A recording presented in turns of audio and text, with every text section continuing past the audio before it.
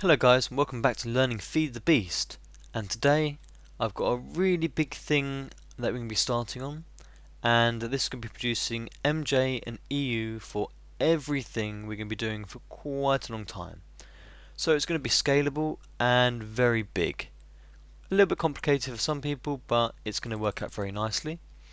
And I'm going to be using biomass, turning into biofuel, using the biofuel and turning it into MJ. Then the MJ, some of it at least, is going to be turned into EU. So go through it really briefly, well, as concise as I can. You need power to operate your fermenter and then your still. Now the still is a new thing for the series, and I'll show you here they're very cheap, like so. So let's put some sugarcane here as an example. It takes 9 sugarcane to go to 1 bucket of biomass. 3 1/3 buckets of biomass goes to 1 bucket of biofuel in here. It just needs energy, doesn't need anything else, whereas the fermenter needs water. And that takes around about 18,000 MJ, including powering up, so a bit less than that normally.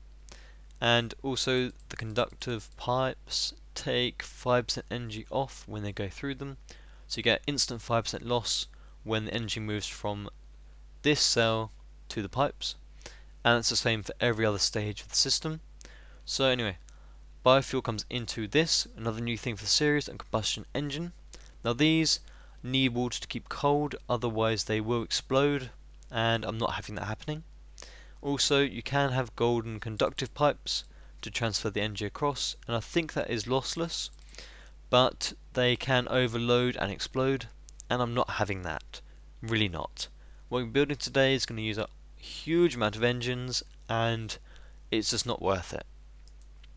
So this produces 5 MJ per tick out of the biofuel.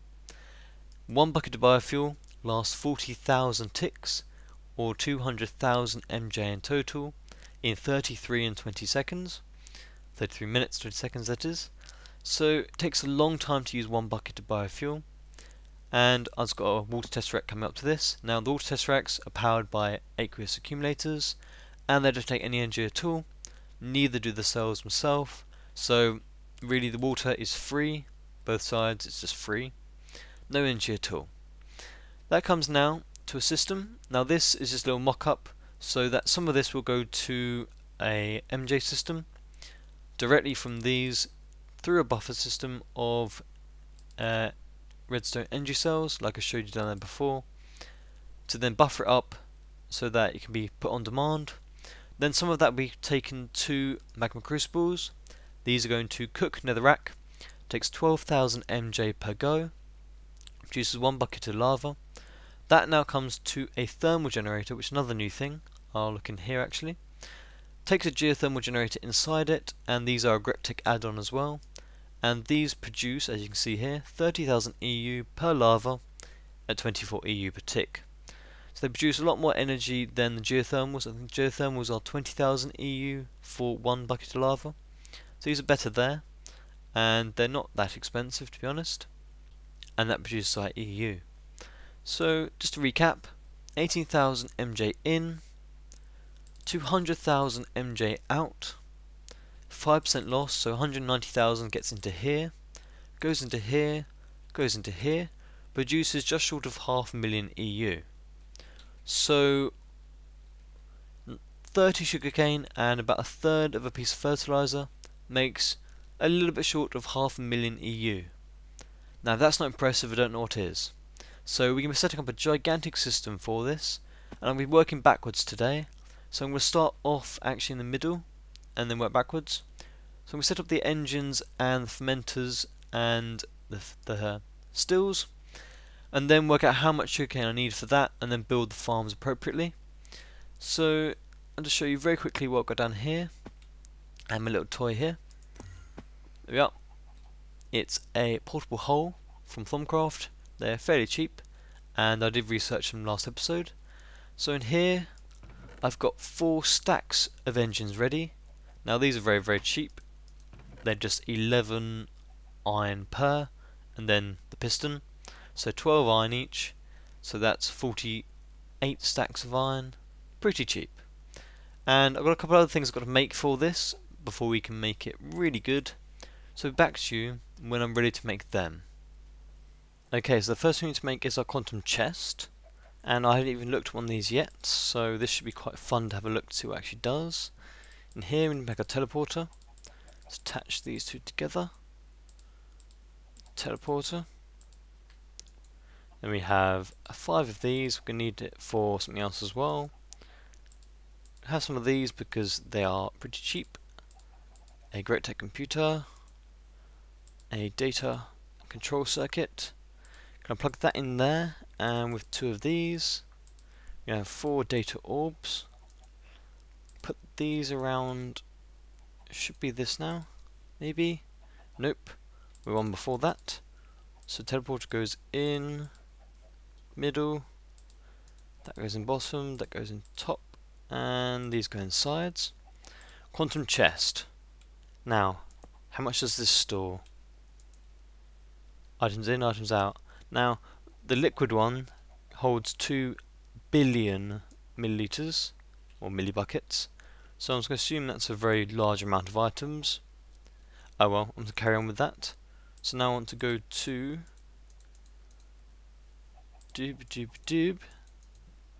quantum tank. Now this holds the 2 billion millibuckets. And I've actually tested this a little bit in creative, and it should be pretty darn awesome. No need for one of those big tanks. What else have we got here? We've got some MFSUs. We'll make 5 of them altogether. And these are going to store the energy from our these ones, our thermal generators. It's going to be about 20 and a bit thermal generators going to 1 MSFU each. So yeah, it's quite a lot there, but I'm sure that'll be fine. And I think that's enough from... oh, yep. Last but not least, there's some MV transformers to move the current from the MSFU voltage of 512 down to 128.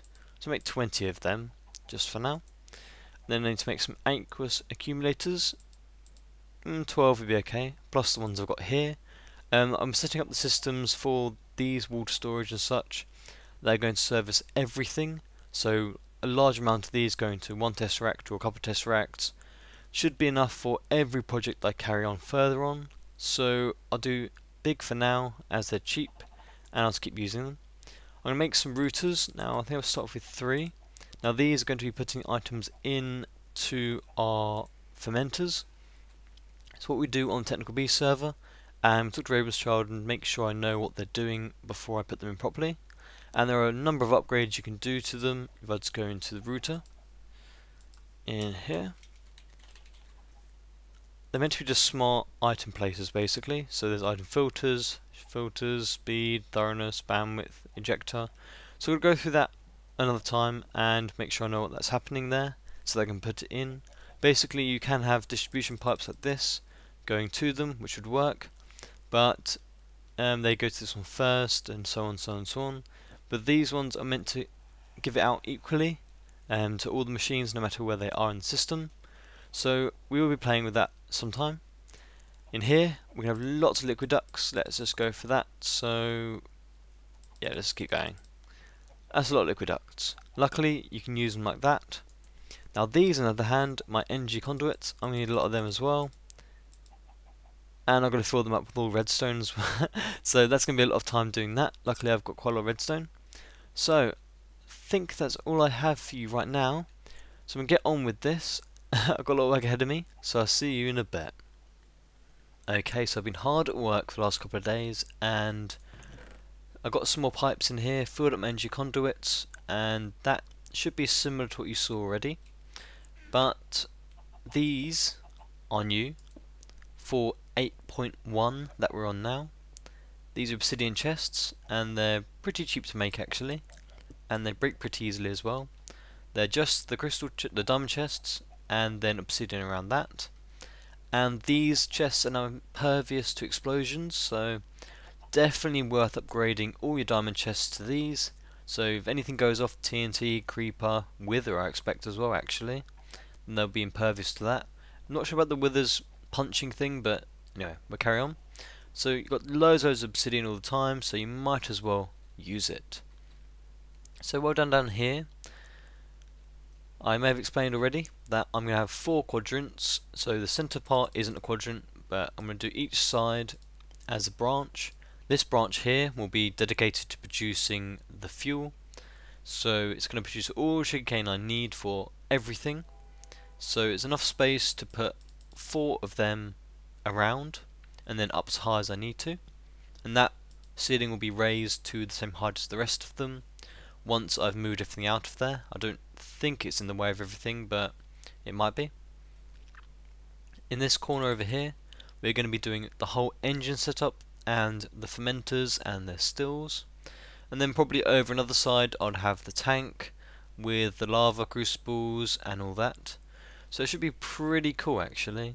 So I'm going to actually set up the engines now and get as many liquid ducts in as I can and make it look really pretty, and then I'll be back to you with an update.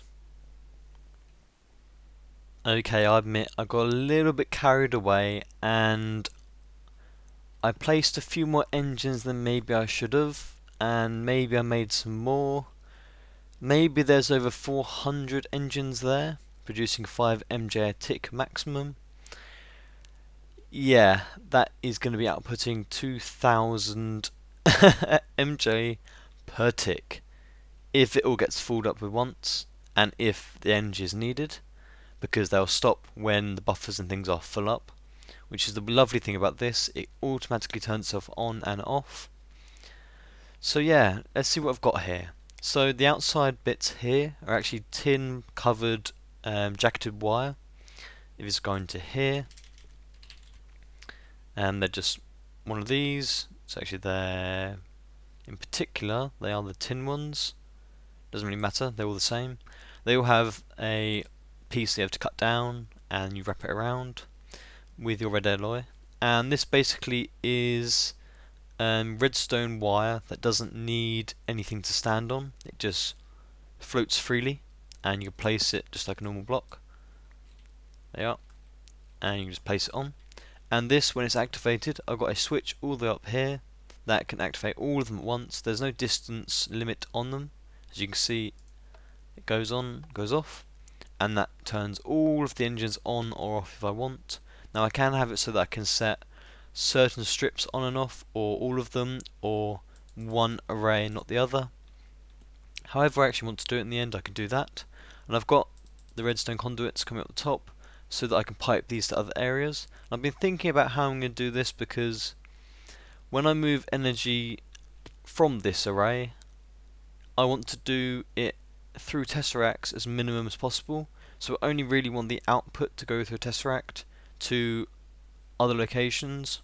No, the actual base here that I'm going to end up finishing doing, I really want to power all by conduits so that there won't be any extra loss after it's created. And from all the quarries, then they'll all have tesseracts. So really I have to have the distribution coming from this, so there's wires going to go up and around the whole area.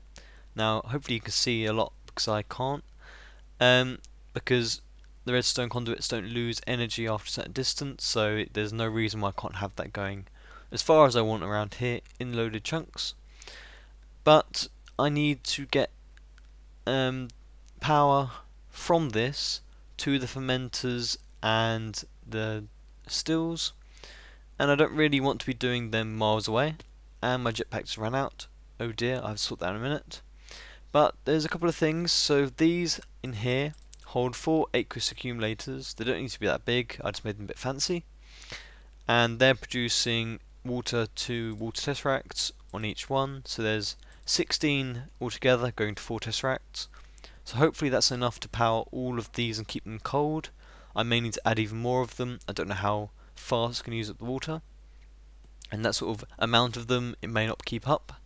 So that's just covered with amber blocks, and you can make these just with pieces of amber. They actually have a use now, which is really nice. And you'll see in there is a node. Now we are next to the base still, and there is another node pretty much inside that base, the original base.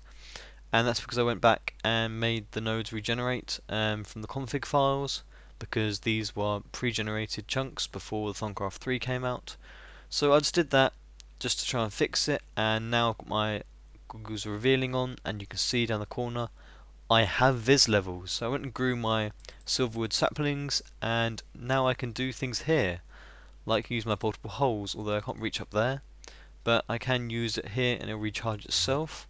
As you can see, it's recharged itself, and that really went far. Wow.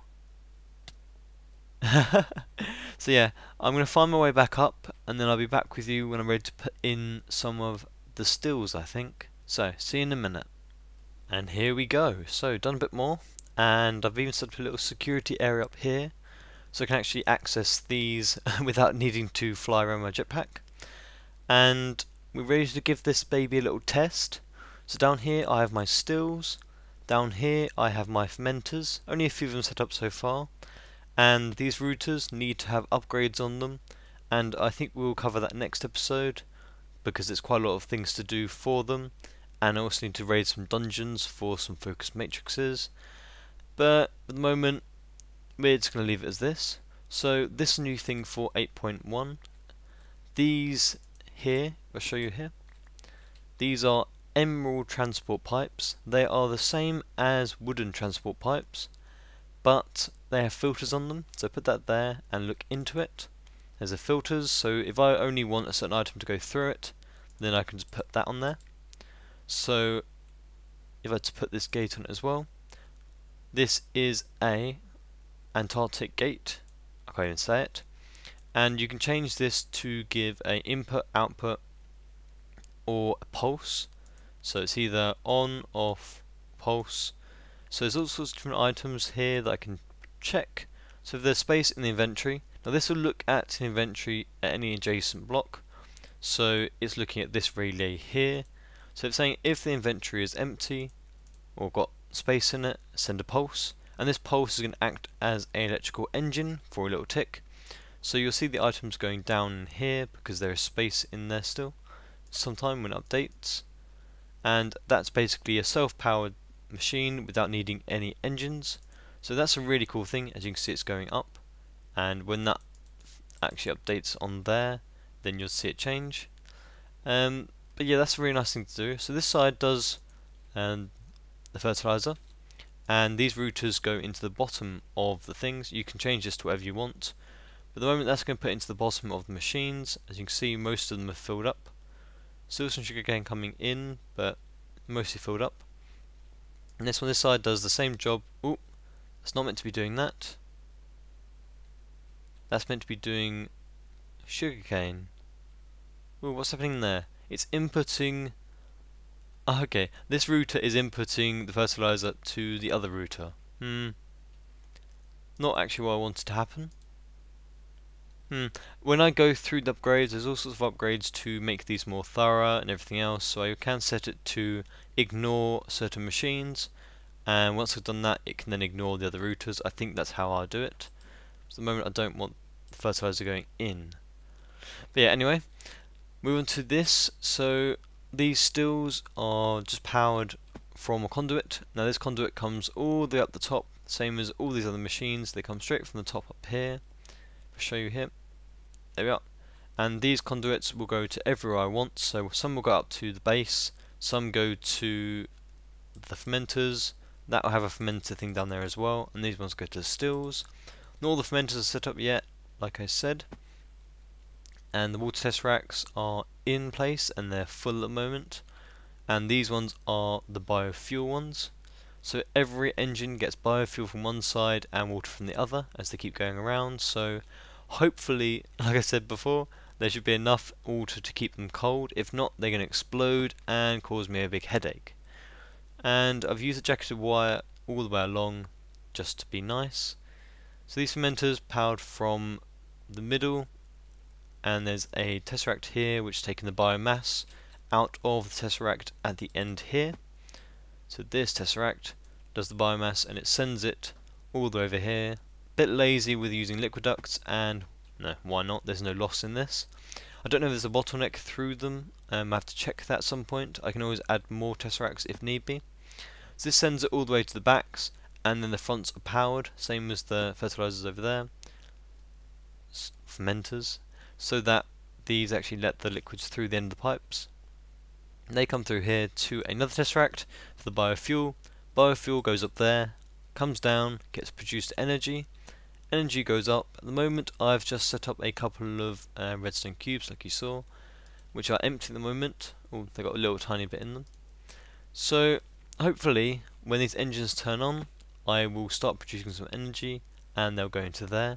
Now they won't produce any energy unless they need it, and at the moment there's no energy going into the system.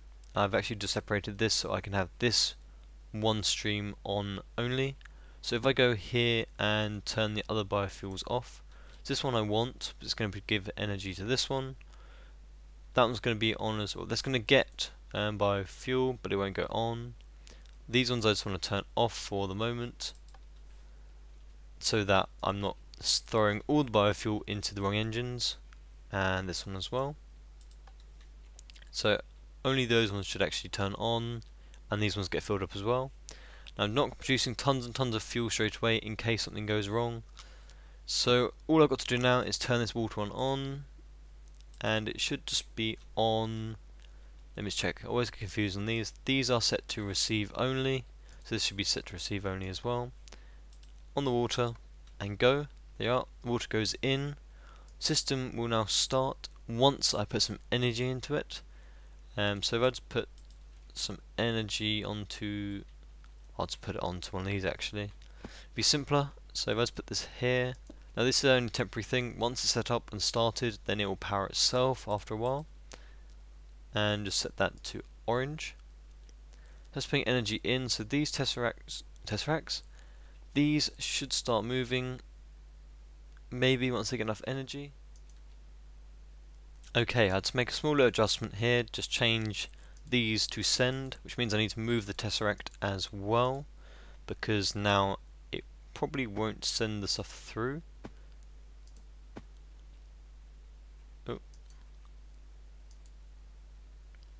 Maybe it will. We'll see that follow around into here.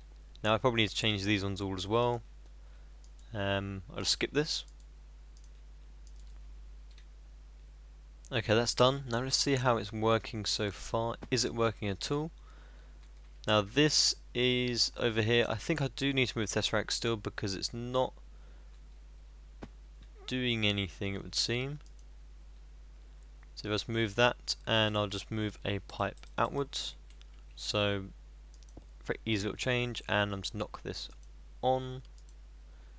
Put the liquid tesseract on the front. You're going in now. You can go to biomass, and you are receive only. Now hopefully this should start coming around. Okay, that's what I was doing wrong. So this is going to be on send. So that's all gone through there, and more stuff is created. Now it's coming through into these, which is very nice. So now this should start filling up, and once it's filled up enough, then it will start producing the actual biofuel.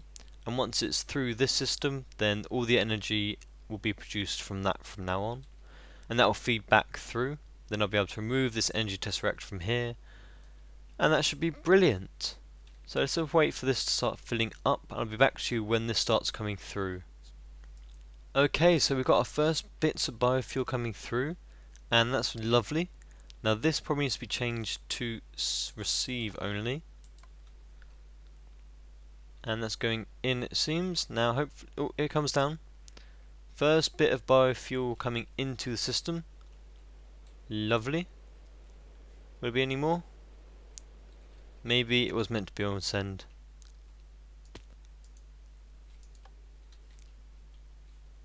There we are. I do get confused about them, my bad. So it's going in. Now all the engines are on now. They've got tiny bit of fuel in them. So just see up here how much energy we may be producing. Oh, it's going up. And they're all going up, I'd assume. Yep. So that's going up pretty fast already. Wow. And that's including powering the rest of the area. Ah, very good, very good. And that's on 1/8 of the capacity so far. Not even that actually. Yeah, it is. on an eighth. An eighth engine should be running if they are all running, which they all should be now. Yep, they're definitely going with a tiny bit of fuel in them. So this is seemingly okay so far. I do need to do some stress testing on this to see how fast the water will be used, but at the moment it looks promising. So the system's working very well. I'm going to take off this energy tesseract from over here now and hope the system keeps going on its own. So I'm going to do some more testing and maybe make a couple of modifications if I need to, and then I'll be back to you guys for an update. Okay, so after a little while of testing, it seems that everything's working perfectly as it is. I do need to upgrade those routers though quite desperately because they are messing up a little bit, but they're good enough for this test. As you can see, this biomass and biofuel is flowing rather nicely, even from a few amount of fermenters. So for next time I'll replicate that over there. I'll set up the stuff to upgrade these routers, and hopefully I would have had a load of these sugarcane farms ready built over there. And next time I want to focus on finishing this bit and starting up the EU production, and from that it's going to be really cool because it's going to look really nice through the lava. So yes, that's all I have time for today. I thank you very much for watching. If you have enjoyed, you know what to do, and as always, I'll see you again soon.